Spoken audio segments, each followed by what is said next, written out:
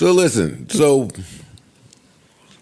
I've been watching hours and hours and hours and hours of YouTube content surrounding the war, right? Mm-hmm. A few things really quick. I am going to play some clips. Okay. Thing number one.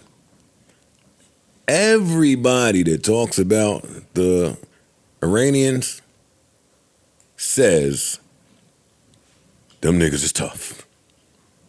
Facts. Everybody says that they're kind of the last people that you want to fight because a fight is indeed what you will be in for.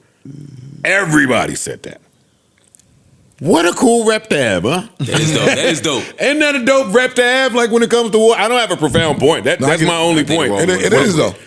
So like, you ain't just gonna stomp over them like you could do to everybody else. So I'm gonna play this clip from Iran's Foreign Minister Abbas Araki. His last name, in case I'm fucking it up, is spelled Araghchi. Yeah, you fucked that one up. I'm sure I did. Yeah. You know it? That's a tough one. Yeah, I don't know. I can't read anyway.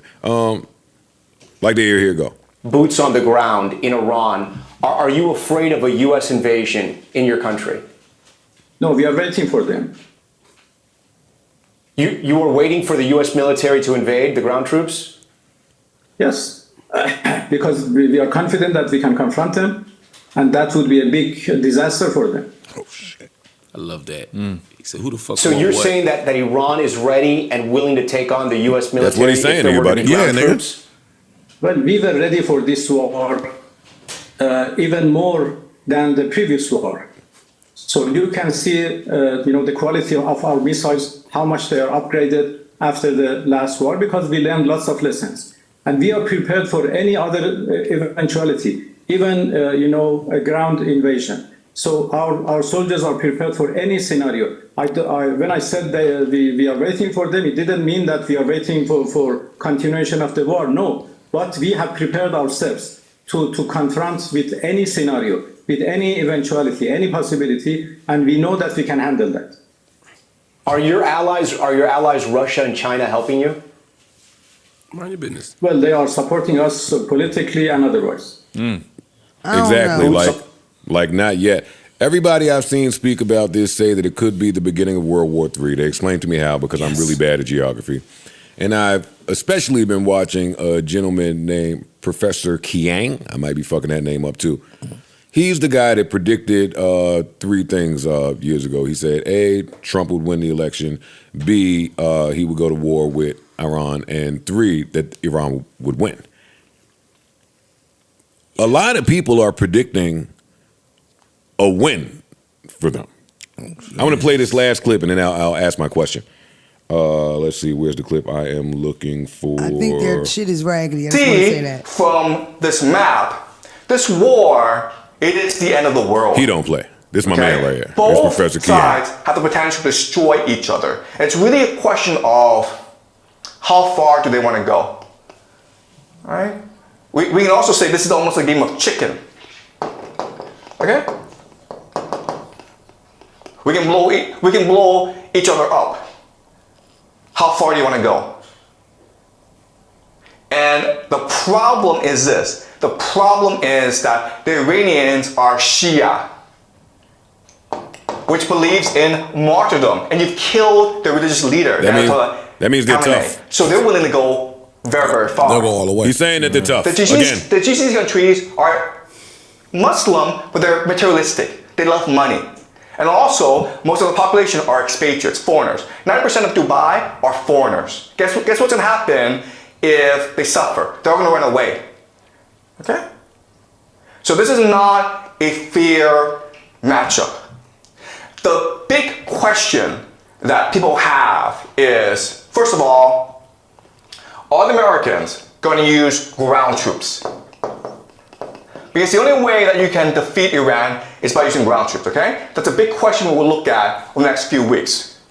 Will America send its army, 500,000, 2 million soldiers to topple the government? Okay, that's question number one. Question number two, nuclear weapons. If you're losing a war, Would you choose to use nuclear weapons? Okay, that's another big question As soon as I start that getting we have. Okay, now another big question that we have is who gets involved? Because this situation is so dire that Europe, okay, specifically Germany, France, and Britain, are talking about entering this war. And guess what? If that happens, it is possible that Russia and China will also enter this war on the side of the Iranians. This is World War III, okay? Because of the importance of the Strait of Hormuz, because of the importance of the Middle East, everyone has to get involved at some point. Wow. Yeah.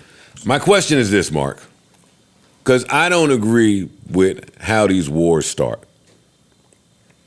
I don't. I don't agree with us being the United States of Israel. I don't agree with us being under the thumb of or in control. I'm not with all that camaraderie, Newton Haney, that fucking Netanyahu and them do. I'm not with that. However, if my man goes out and starts a fight at the club, and I don't agree with why he started the fight, I still got to ride. You can't sit at the bar while a man is fighting. Not only do I got to ride, I hope my man wins. Right. Right. My question to you is, do you want us to win this war? Us as in America. We don't have to agree with why it started or how it got here. But once it's in the thick of it, aren't you or shouldn't you be rooting for a win? Yeah, what the hell? No. Oh shit. Not me. No. I don't root for a win. What I root for, because I know what a win would mean. What would it? A win, because there's a way that when, as United States, first of all, even the word "we" is doing very particular work in that sentence, right? Because I think about myself in the context of a global community as well.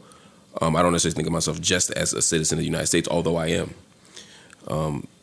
But when a lot of us who are even disconnected from the issue say we want to win, what you're thinking about is the safety of the troops, the stability of our lives, all that stuff. I want that, but I don't want that to come at the expense of the stability and safety and dignity and the rights of other people.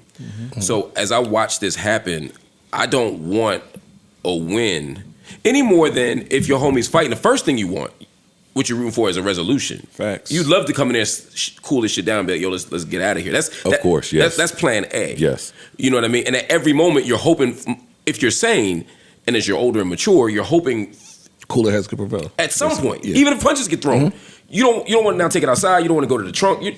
You're right. But in this, we outside already. Right. We outside. I don't want a loss because of what losses mean. Right? And if we're talking about Iran in particular, there are consequences to an Iran quote unquote win. What I'd like to see in the purpose of having an international community and international bodies like the United Nations, for example, is to have people who can intervene to create some kind of resolution where you don't even have to have winners and losers, because that the very framework of winners and losers requires a lot of people to die, people's land to get annexed or taken, Let me etc. ask, what does a Iran win look like here? So it could look here. It may not look that different, except for the number of people who die. Okay. I'll give you a concrete example. Think about Vietnam. The United States lost the Vietnam War. Right. Just by any objective measure, U.S. lost the Vietnam War. Facts. So if you say, what did that mean here? Well, it meant a lot of our uncles and aunts and friends and relatives died. Got it. You know, and there was an economic cost for the war machine. And a whole lot of people got rich from that war machine here. So it also strengthened the gap between the have-nots and the have-gots. Those are the kind of things that I don't want to see. You know, but the Vietnamese won, but for the Vietnamese, winning kind of meant resisting the imperial power. It meant making the U.S. say, you know, fuck it, this ain't worth it. You know, it's like if you keep bullying somebody every day and they can fight, at some point the bully gonna look for somebody else. Even if ultimately they don't lose, they don't want to fight that hard all the time. So an Iran win could just look like resisting and keeping their land. In the same way that a Cuban win for the last 50 years has meant keeping the imperialists at arm's length. Sometimes, so because they want you to think that if Iran is successful, that means that they're going to take over the whole country and there's going to be a global caliphate and that Sharia law is going to control the whole. That's not what the Iran winning a war of attrition with the U.S. would mean more than just the safety of their people. It would mean the crashing of our economy, the crashing of a dollar, us being without resources. I don't think so. Yeah. I don't think so. I don't think so. I don't see any evidence of that. But also, it depends on how we escalate, right? I mean, if this escalates, because there's always proxy wars, right? A lot of these wars are really Russia and China and other people fighting against the United States through other people, right? If this keeps growing to a World War II scale, then yeah, the things you're talking about could happen. But that doesn't have to be. That's not even Plan C. I think there's a lot of steps before we get there. This could stop in 5 weeks. This could stop in 8 weeks. And if the United States, if the Iranian military infrastructure is strong enough, they could stare down the U.S. enough for the U.S. to back up, but allow the U.S. military to save face. Because that's what Donald Trump's not walking away with an L. Absolutely not. I'm sorry. I'm sorry. Well, Iran will defeat the United States. Time will tell. And our drones that are being fired are very old drones. Our missiles that are being fired are very old missiles. They're very inexpensive. And Americans are using up very expensive air defense systems. The Iranians know exactly what they're doing.